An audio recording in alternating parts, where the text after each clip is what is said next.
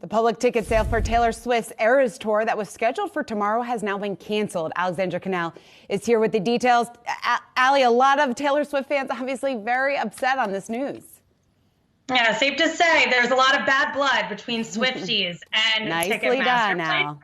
I had to do it. But in all seriousness, this has become an absolutely crazy story. And just under an hour ago, we got that tweet from Ticketmaster. They wrote, quote, due to extraordinarily high demand on ticketing systems and insufficient remaining ticket inventory to meet that demand, tomorrow's public on sale for Taylor Swift, the Eras Tour, has been canceled. Of course, we had that mess of a pre-sale on Tuesday. Hundreds of thousands of fans left without tickets, citing website outages, long wait times. Ticketmaster initially blamed the problems on that high demand, but we saw the company seem to walk that back in a follow-up statement that they released earlier today, saying that it actually did understand that demand, with over 3.5 million pre-registering for the pre-sale, the most in the program's history. And of that number, 1.5 million fans were actually invited to participate in the pre-sale. However, Ticketmaster said that the problem happened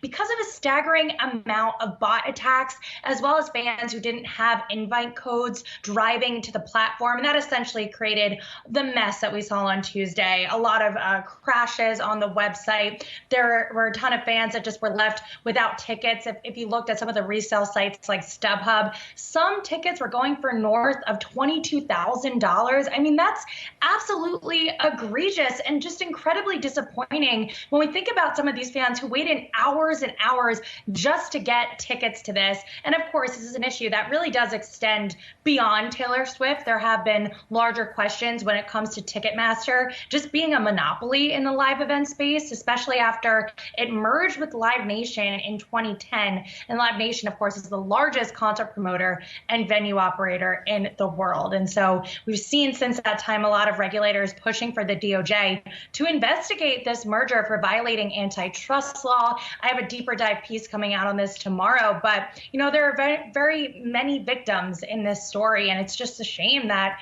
these fans can't get access to these tickets. I mean, and we saw the CEO of Liberty Media, which is Live Nation's biggest shareholder, telling NBC, as you mentioned, the site was supposed to have 1.5 million verified Taylor Swift fans, 14 million people, including bots, all jammed into that site. Is there any hope? Could we perhaps get more dates, or could there be some sort of recourse or some kind of hope for the Swifties out there? Well, even Ticketmaster said that for these fans, the math just really isn't on your side. They said for the amount of people that visited the site, Taylor Swift would have to have a stadium tour every single day for the next 2.5 years in order to accommodate all of those fans. So at the end of the day, it's just kind of impossible for every single fan to get a ticket. But the process needs to be a lot easier. These prices have to come down. I know for me personally, I'm a Taylor Swift fan, but the stress surrounding this pre-sale, surrounding getting tickets to this, actually caused me to not explore going to the concert. And that's really a shame, because we've seen since the pandemic that live events have come back with a vengeance. People want to go out and see these shows, but these sites like Ticketmaster is just making it impossible.